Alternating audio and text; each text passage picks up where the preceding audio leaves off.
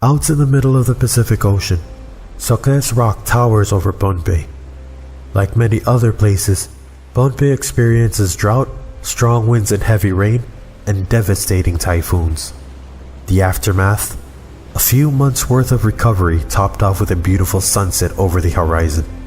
But beyond the island of Pohnpei, known worldwide as the Island of the Colorblind, is the island of Pingalap. Once called Pikalap by its first settlers, today Pingalap is an outer island of Pohnpei and one of 11 municipals that make up one of 4 states in the Federated States of Micronesia. In order to travel to Pingalap, the popular and most affordable mode of transportation is by way of a cargo ship. With an inconsistent schedule, and if we're lucky, the ship can sail to Pingalap at most once a year. So imagine, if you will, what it would be like to travel to Pingalap.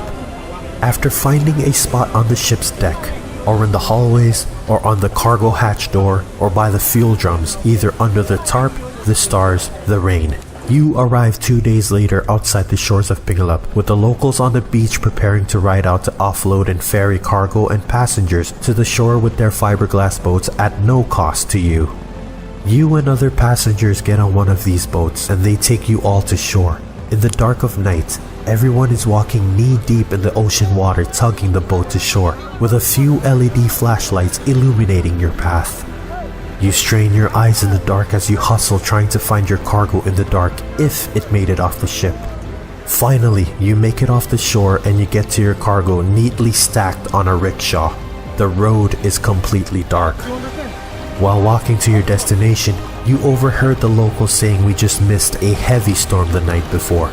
You reach your house, greet the family taking you in, eat, drink, laugh, exchange stories, and off to bed you go.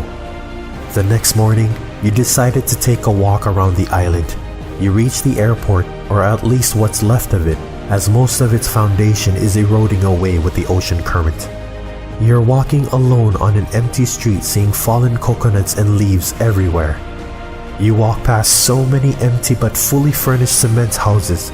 You continue towards Pingalap's taro patch built by the second king of Pingalap, Namarki Kalpana, and see a canoe being built in the middle of the island.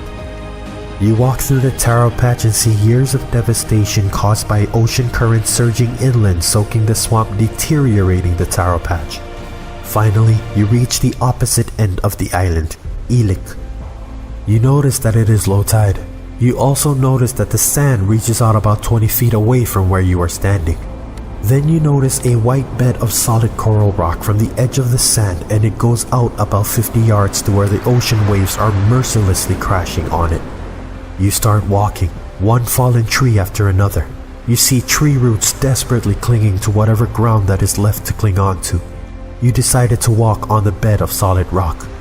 You walk about 20 yards out. You kick the rock for no reason. You look out to sea, you look back at the island, then you realize this place, this spot, there used to be dirt here at least 4 to 5 feet high. Dark topsoil with coconut and breadfruit trees bearing fruit where people and animals coexisted.